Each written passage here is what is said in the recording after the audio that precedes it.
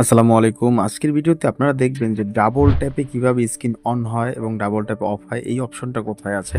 তো চলুন শুরু করি। আমাদের প্রথমে যেতে হবে আমাদের ফোনের সেটিংয়ে। আমি সেটিংয়ে ক্লিক করলাম।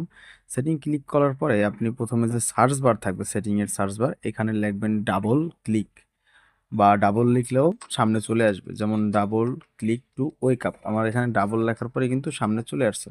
Double tap two ওয়েক। এখানে ক্লিক করলাম। ক্লিক করার পর দেখবেন যে ডাবল ট্যাপ টু ওয়েক এইখানে অফ করা আপনার অন করা থাকবে না, অফ করা থাকবে। আপনি জাস্ট অন করবেন। তাহলে কি হবে আপনার স্ক্রিনটা অফ অফ করা অবস্থায় ওয়েক করবে সে। এবং নিচে দেখবেন যে double tap to turn off. এর মানে হচ্ছে ডাবল ট্যাপ করলে আবার স্ক্রিনটা অফ হবে।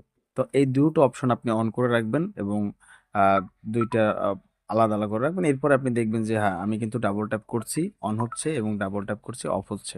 আপনারা সম্পূর্ণ স্ক্রিনে দেখতে পাচ্ছেন। ভিডিওটা যদি ভালো লাগে অবশ্যই চ্যানেলটা একটা সাবস্ক্রাইব করবেন এবং ভিডিওটা একটা লাইক করবেন। ধন্যবাদ।